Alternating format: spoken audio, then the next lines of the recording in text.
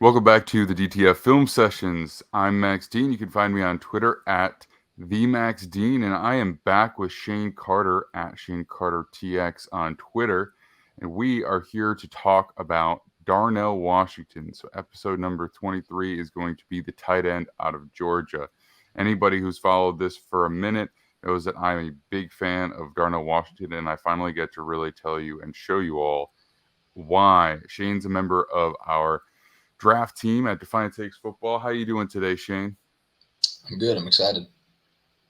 Right on. So we're going to try and get to a couple of tight ends today, 3 if possible. So we're going to jump right into it. But the first of the 3 is the big man from Georgia, 6'7", 264. Awesome blocker. He can block in space. He can block on the line. And the real thing I think that has held him back in some people's eyes is his usage in the passing game, which just hasn't been very extensive.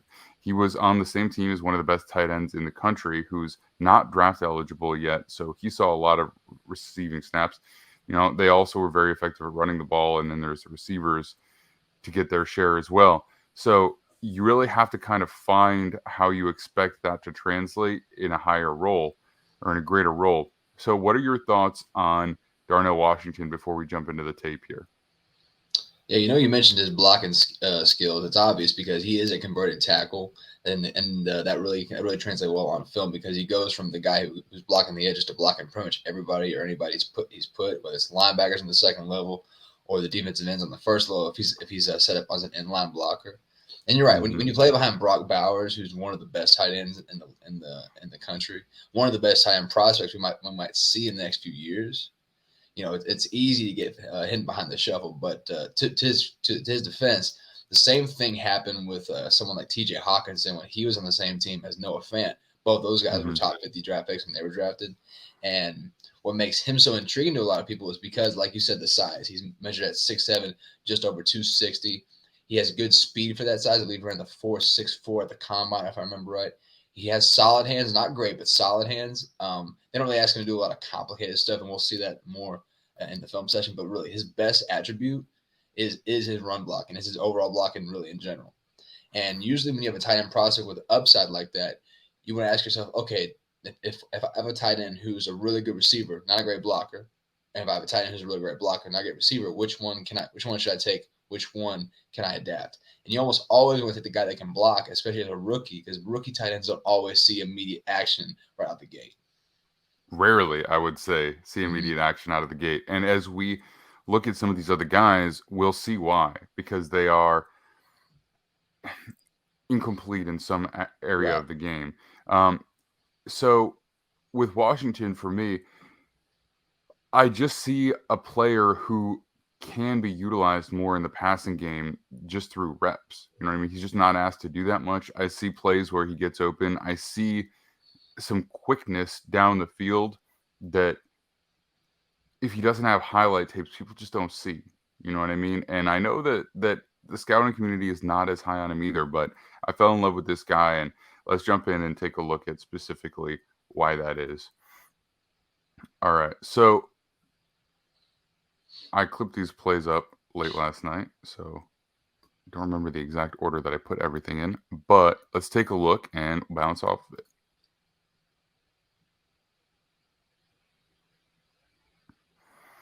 So this first play is one of the plays where you can see some of the quickness and some of the wiggle in the receiving game. He doesn't get the ball here, but you have to find plays where he is not targeted sometimes just to see what it is that he can actually do. Yeah. And the quickness will show up in the second level. He didn't have that first gear off the line that you'd like from a tight end, especially of a guy his speed. And what's made him such a dangerous receiver is the mismatch. I can't tell which cornerback this is, but it looks like he has nearly a foot in difference, and that's the thing. He's so tall and so long. But in the next level, he's gonna have to really define his route running skills. Even though at Georgia they don't really emphasize it as much. You don't really need to. And you can kind of see it here. Like he really just like he really just kind of gets open. The cornerback stays with him the entire time. If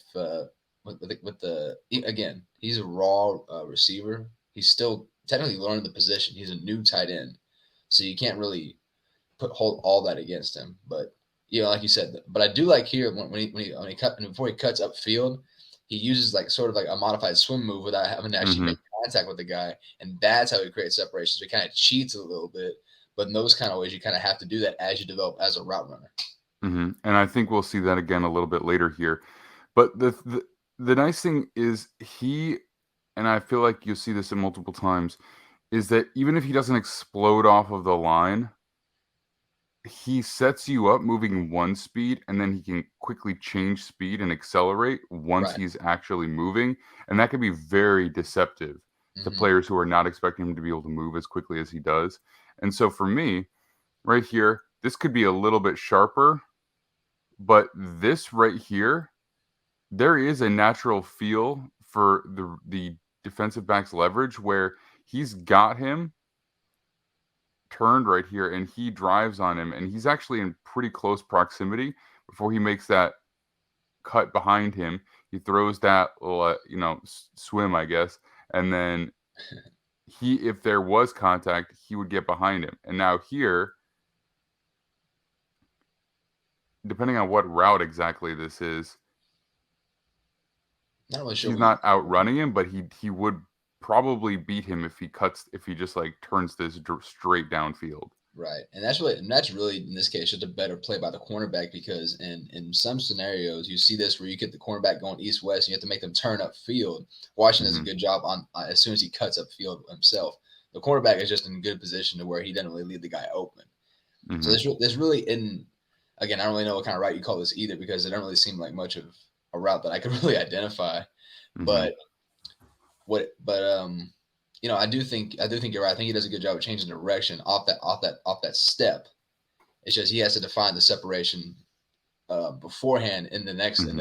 level in order to like really elevate his game.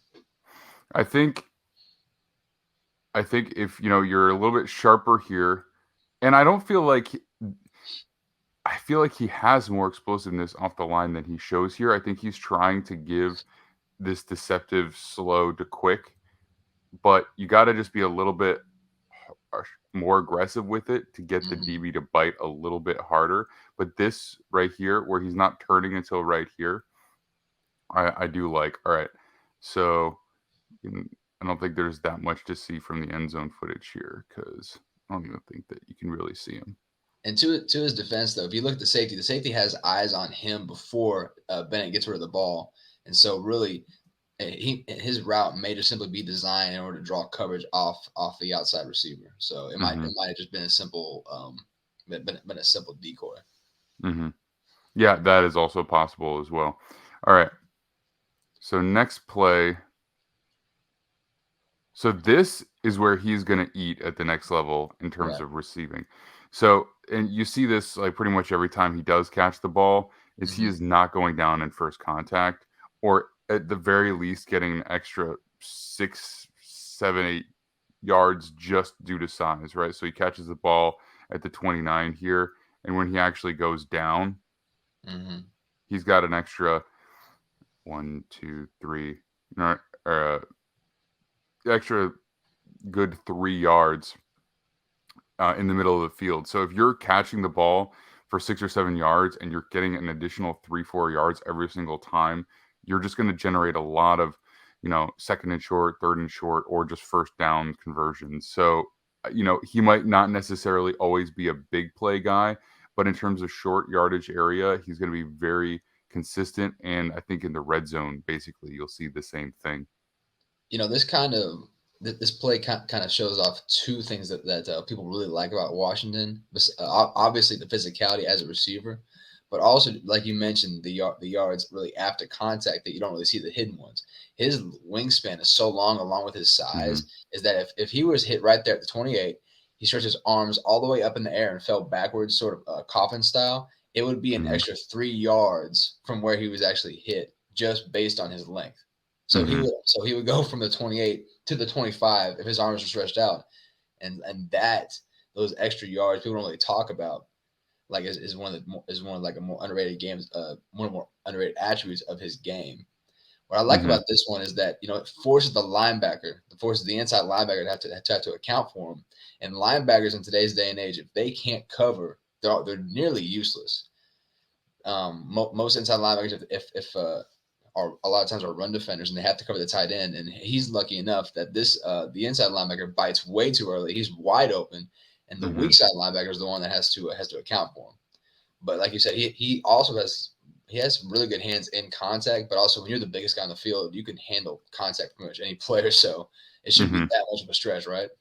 Yeah, exactly. And I just don't foresee that, there are guys that, if you're a tight end and you're doing all your work over the middle, if you're 6'3", 6'4", 240, maybe 250, and you're a receiver, Mm-hmm. you are, you're not getting hit a ton by like these old school 255-pound middle linebackers, but Mm-hmm. that is still wear and tear on your body. Sure. Whereas, you're 6'7", 264, you're carrying the mass advantage 99.9% of the time. So Mm-hmm. you're not really as worried about him breaking down with all these physical types of receptions either. And you can see that he has no fear. Like he's very comfortable taking those hits. So, It um, seems like in today's NFL, where more teams are running a dime with six defensive backs, more teams are going to look for like the safety to be the guy to cover them because they're the ones who have to tackle like linebackers but cover like cornerbacks. And not enough safeties in the NFL, mhm, I think you'd agree, have the coverage ability against a guy that size that it would be that much of a threat. At least I don't think there are that many safeties of that would compare size length. I think there are plenty of safeties that probably could be difference makers in that way. But Washington, like you said, he's so long, so big, and he's just so physical that the safeties would really just be like there to bring the guy down. They can't really fully cover him if it's like a one-on-one type situation. mhm. Yeah, no, and I think the ability to separate is just going to be less important for him. And even though he can get better at it, he's going to be open when he's not open all the time, Mm-hmm. especially on any crossing type of route. So like any kind of slant, any kind of dig, any kind of any kind of in-breaking route or comeback or curl, like he's just going to be open even if there's somebody all over him because he's probably Yeah. going to be able to catch the ball through contact, and with an accurate quarterback, it's going to be viable. But Mm-hmm. moving into one of the strengths of his game is he can block in really any facet. I can't remember if I kept in a play where he pass blocks, but he's very uh, uh, adequate at pass blocking. He's adequate blocking on the line, but he's also very good at these combo blocks in space. So here, he 100% takes two players out of the run play. And from a numbers perspective, that's huge if you got one guy who can consistently knock two players out of Mm-hmm. a run fit. So this guy, Yep. completely knocked out of the play. This And that's guy, completely knocked out of the play. And that's important because 44, the Mike, that's his guy because he's playing to the strength of the ball, and so that is the Mm-hmm. key block. While Bowers is the lead blocker when he's pulling, it's Washington's block that makes or breaks this run because Bowers is already to the outside, and if he Mm-hmm. and if he, if he doesn't get there to set the edge right there, that play's blown up. Mm-hmm. And because a lot of times these linebackers, especially the next level, are so athletic and so good at playing the run, if he's able to sustain that sort of success rate, that's what's going to make him a difference maker in year one as a rookie tight end. Mm-hmm. And he's just, he honestly devastated South Carolina in this game as a blocker. Like especially once he heated up a little bit, he was just all over the place. He just Mm-hmm. was dominating 99% of his blocks. You can see it here. Just so comfortable in space. You know what else I like about that is that like after he's done with the mic, he goes right to the next level and goes Hmm. after the free safety. Sorry, the strong Hmm. safety in this case. He plays in the box because he wants to get to that second level block, and he knows the free safety is like onto somebody else. It ain't up to him at that point. Hmm.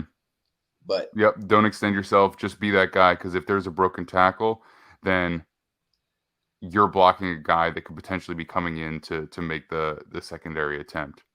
You It's know. always, it's always it's always cool to see Bowers on a little tight end sweep. Georgia did that a decent amount last year. That was kind of cool. Yeah, he's got really good speed Uh-huh. for a guy his size. But that's I next didn't year. really focus on him too much though. Yeah. No, but that's next year. That's next year. Washington, though, like I said, we talked about his running block ability. Like you cannot do enough of that. Like blocking two guys in the same play and not be impressive about it. And here's another one. Okay, Mm-hmm. so this one I love because I'm pretty sure he comes across and he just mashes a defensive end who's already engaged. He's like, "Get out of here." And then I guess this would be a safety probably. I don't see the number here. Then he just takes him out of the play too. Again, it's these combo blocks he's so good at because he's got the power when he hits the first guy and then the athleticism to catch the other guy. Now, this isn't a ton of different space, but it's good balance. You know what? You know one thing I like about this one is like when he blocks the edge, he assists the right tackle. Is that Hmm. by doing that, just by standing there, he already takes the linebacker he blocks out of the play, and just by finishing the block is really just a cherry on top. Hmm. Just that simple shove right there and being in the way of the running back has already taken him out of the play. And because, like you said, he's so long, he's so big. Like as soon as he gives an extra shove, he's immediately right there to pick up to pick up the backer. And I think he's just a stand up outside linebacker. It looks like Yeah, I guess he is because this is so. This is because like a they already have 3-4 end because that's a big boy 94 there, yeah right? You see him? Like that's yeah not the shove he gives him. mm-hmm. He's a full defensive tackle Yes like size player. Just yeah they ran a 3-man front right there, so he's definitely more like a 4-eye or a 5 tech. hmm yeah, he's big and he just shoves him. And I know he's already engaged. I get that, but easy. And he's got his eye on the running back, so he doesn't sustain the block that long, but he sees it. It's done. He doesn't need to, you Right. know. Yeah, he made 3 great plays in one play. He assisted the right tackle. He got in the way of the linebacker to come down, and then he finished off by taking him out of the play completely. All right. So here's more in space. Yeah, good luck trying to break that. He This takes on is 2 blocks here. That's so. go ahead. He takes on 2 blocks in space, which again he's going to Uh-huh. be bigger than any cornerback out there, but it shouldn't be all that impressive. But it really is just because he creates that extra seam for the receiver. Uh-huh. And this is why I'm like, if you run an outside zone, Mm-hmm. this guy is going to be a big time difference maker for you because the number of plays that you are going to get, if you got like an athletic tackle or a Mm-hmm. really athletic guard, a guy who can pull very effectively, and this guy, Mm-hmm. good luck trying to tackle a running back out in space because they're always going to be there. Like there aren't going to be missed blocks. There aren't going to be plays where they just don't get to the landmark, or they get out athletic by uh, a linebacker or a safety coming in to make the tackle. Like Yeah. this, he's just too fluid in space and just too good. So gets off the line. He's square the whole time, which I love. Right? He's not just like head down beelining to a spot. He's very aware, connects, so maintains balance, and then turns him out of the play. And then, I mean, this probably could be a better angle from the pursuit there, but he turns him, blocks him out of the play. And then I love the nasty finish too. Like, get in there a second time, one little extra push just to make sure he gets the message. Yeah. Like, this is a guy who likes to block. Yeah, like you said, the linebacker did take a bad angle to start with. He comes down way too shallow. If you go back to the start of the play, like as soon as they call his number, is like he ain't selling that he's a receiver. Mm-hmm. He's immediately going right to the angle of where the guy in front of him is going to be. In this case, it's I can't tell what number it is just based on the film, but he's like he knows that's his guy. He Mm-hmm. didn't even bother to shadow that he's a blocker. Because a lot of times, like you see tight ends like trying to show it off and they don't get the full block, but he didn't even try and show that, which can be a good thing or a bad thing depending on just how effective the defense you're playing against is. South Carolina, like you said, he lit them up from all angles, um, but it really didn't matter because he's going up against a nickel corner, and nickels are typically like a lot smaller than the outside guys. Mm-hmm. So the size disadvantage would have been well one-sided. All right. Yeah, so it's 27 there, and then looks like 44, Mike, is the one that takes the bad angle and gets blocked out of the play. But that's the thing, is like he's also so big that like if this happens by accident where you're you know what I mean, he could just block you up there too. I mean, there's really no getting past him. All right. Let's see.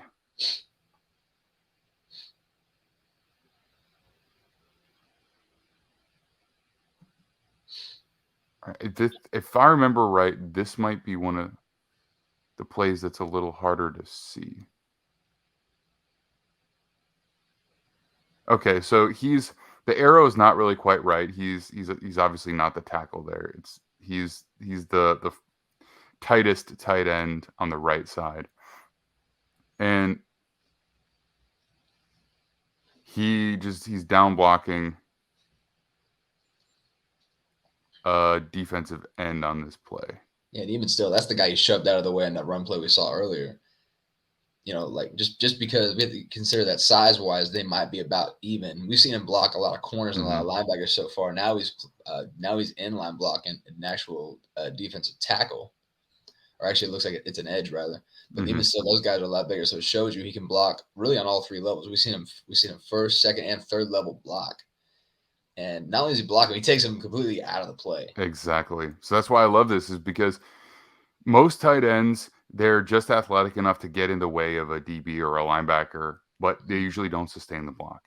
And in terms of blocking on the edge, and we'll see that with Mayer, it's like you're kind of just annoying them, right? And you might just have that block for half a second, just long enough for the running back to get past it, and then they're just chasing from the backside. Sure. He takes him and he runs him. What is this? Like, it's hard to tell horizontally, but from contact, 5-6 yards out of where he even started, like, and he finishes too. Yeah, and 59 goes inside and it keeps trying to block on the outside. That's probably a way bigger gain than it is. Mm-hmm. But yeah, he takes him well out of frame. Yeah, that's Broderick Jones, which is funny. But so it just shows that he has the strength and skill to block literally anybody in any situation. All right, I think this is the last play real quick. Okay. Same route, the other side. Yeah. Same exact idea. So moves up. It's not a super sharp route, but catches the ball. Fluid, hands catch, not a body catch.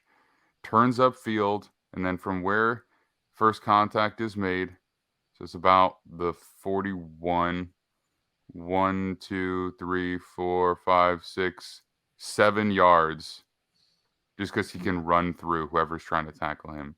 You know what I mean? And again, if you're a tight end moving at 7 yards a clip, it's just, you don't have to be a super big play guy when you bring all the running to the table, the blocking, excuse me.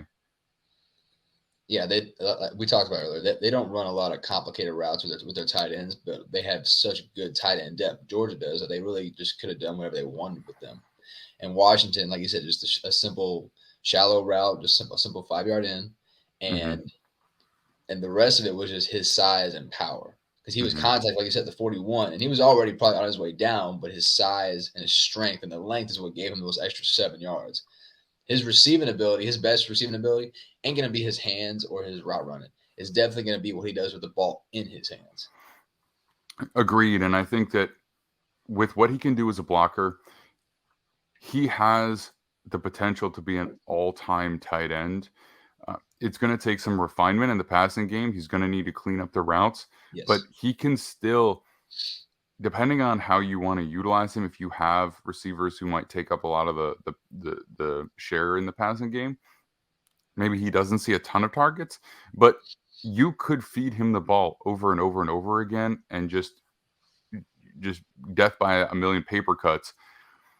Most defenses, if you want to do that, right? If you're not winning outside, you can do that. You can give him 800 yards a season just feeding him the ball underneath over and over and over again. I have no doubt that you can. And if you refine his route running a little bit, he can be a big play receiver down the field. And in the red zone, there's no reason that he can't score as many touchdowns as you throw to him. So I see him as having by far the highest upside because of what he can do in both facets of the game. That's why he's my tight end 1, and he is the player that I really see as worth a first-round pick that I've watched so far. So we'll see a few other guys here, and we're going to jump right into Michael Mayer right now. But to me, there is just such a massive difference in what these two players bring to the table. I'll leave the conversation about Mayer here because we're going to talk about him and show him, but this is one of my favorite players in the entire draft because I just think that there's so much that's day one ready, which is so rare for a tight end, and there's so much potential untapped as well, in my opinion.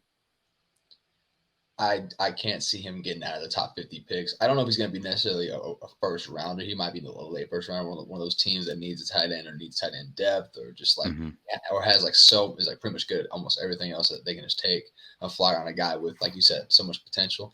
He won't come in and be your tight end 1. In today's NFL, you got to be able to block and catch, and I think his route running, like you said, is so raw that anytime he's in there as a receiver, it'll be his very simple passing game.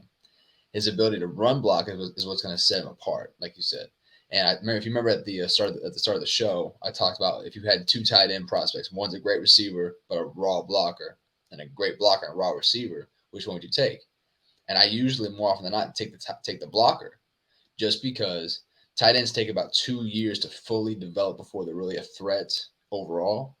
And if that's the case, I want a guy who can do something for me that I can use. And if he ain't going to be a tight end 1, he doesn't need to be a great receiver at the gate. But if I'm going to use a lot of 12 and 13 personnel, I need someone to block. And so that for me is why he is a top 3 tight end prospect in this draft. I had him as my 3rd tight end, but it's only just because he's so raw as a receiver, but his upside is so great that it's hard not to put him above some of these other guys. Yeah, I think for him, route running is going to be really important. Where you see with a guy like Kincaid, if you get him in space, like, he's so athletic that he can produce for you in the passing game before he really refines the route running, and he needs plenty of work as a route runner too. But I think that in terms of to actually generate production, it's going to be more important for Washington, if that makes sense. But I also think that you can get enough out of him as a receiver that he's worth a high pick, and then you just need to develop him as well. So that's going to do it for Washington today. You can find me at TheMaxDean on Twitter. You can find Shane here at Shane Carter TX. You can find Defiant Takes Football at Defiant Takes on all social media outlets. You can find us live here every Monday and Thursday, actually in the evenings for the most part now. You can find all of our written content over at DefiantTakesFootball.com. We've got a bunch of draft stuff coming out. And, of course, you have all of our breakdowns with the DTF Film Sessions and with Kyron and I doing the brick wall breakdown specifically for offensive linemen as well. So, Shane, thanks for joining me, and we'll be back here very shortly with Michael Mayer.